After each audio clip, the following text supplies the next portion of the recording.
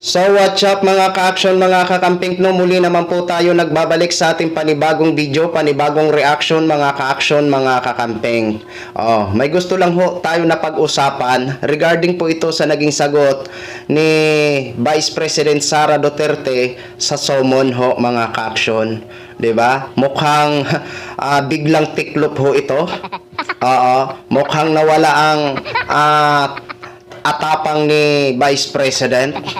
Pero papayag ba tayo na sa gusto ni Vice President? Yun yung po yun mga ka-action, mga kakamping, 'di ba? Ito si Vice President mukha yatang kinakabahan na ba? 'Di ba? Ito po, panoorin po muna natin ito mga ka-action, mga kakamping. Nga ni Vice President Sara Duterte ang kanyang deadline sa pagsagot sa writ of summons na inihain ng Senate Impeachment Court. Kinumpirma ito ni House Spokesperson Attorney Princess Abante na natanggap na nga ng Kamara ang kopya ng answer ad cautelam ni VP Sara kung saan nakasaad dito ang kanyang mga sagot sa impeachment complaint. Pinadala raw ito ng isang messenger mula sa Fortune, Navasa and Salazar Law Firm at ang pagpapadala nga ng kopya dito sa Kamara no ay isang matter of protocol lalo na sa usapin ng impeachment trial. Sa ibinigay na full copy ni House Prosecution Panel Spokesperson Attorney Antonio Bucoy, nakasaad sa unang pahina ang sagot ni VP Sara stating that the fourth impeachment complaint must be dismissed because it is void ad initio for violating the one-year bar rule under the 1987 Constitution. Ito nga yung pagpo-prohibit no ng initiation of more than one impeachment proceeding against the same official within a period of 1 year. Sinabi rin ni VP Sara na there are no statement of ultimate facts in the fourth impeachment complaint. Stripped of its factual and legal conclusions, it is nothing more than a scrap of paper. And pangatlo, being laden with conclusions of facts and law, the fourth impeachment complaint is a clear abuse of the impeachment process. And since there are no statements of ultimate facts, there is nothing for the Vice President to answer.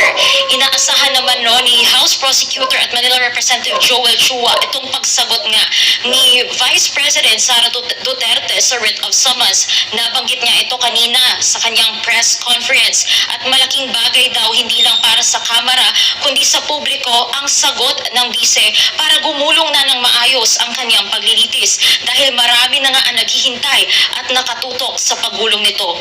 Inaasahan na natin ngayon na maghahanda ang Kamara o ang House Prosecution Panel na sagutin din within 5 days ang dumating na sagot ni VP Sara no at sabi rin ni Chua kanina na on the House Prosecution's end ay tuloy-tuloy lang ang kanilang pagkilos at kung ano man daw ang kanilang susunod na hakbang, sisiguraduhin nila na hindi ito makakaapekto sa pagpresenta nila ng ebidensya.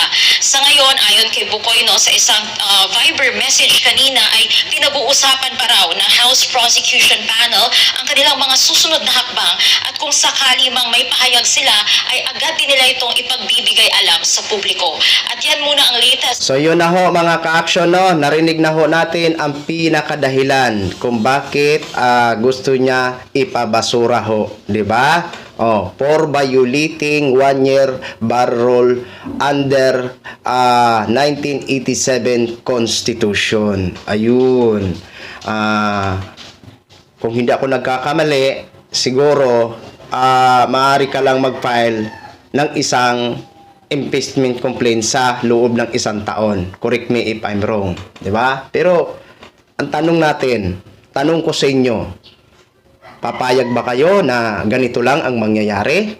Kasi kung sabi ni Vice, for violating, 'di ba? Andun yung words na violating. Kung sa violating, kung ganito din po, halimbawa mangyari, wag naman sana na ma-dismiss ng wag naman sana ha, halimbawa lang ito, no? Para na rin, paano naman tayo? 'Di ba? Paano naman tayo? 'Di ba binayulit din? May binayulit din ba sa atin? Mayroon. Ang karapatan natin na malaman ang katotohanan. 'Di ba? Alam naman natin na na gagawin ho yan ng kampo nila, 'di ba? Kasi kapag umabot kasi yan mga ka-action sa ground na sasagot sila sa bawat articles ng impeachment ay talagang lalabas ang ebidensya. 'Di ba? Ilan bang articles na dapat nilang sagutin doon? Kung hindi ako nagkakamali, 7 ho yun, mga ka-aksyon, mga kakamping. 'Di ba? Oh. Nasaan na yung sinasabi ni Vice President na gusto niya ng bloodbath? Nasaan na?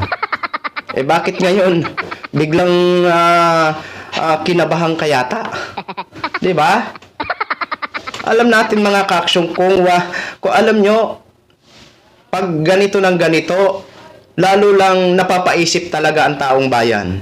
'Di ba? Lalo lang tayo mag-iisip ng negative. Bakit ganun? Bakit mukhang kinakabahan sila na masimulan itong trial, 'di ba?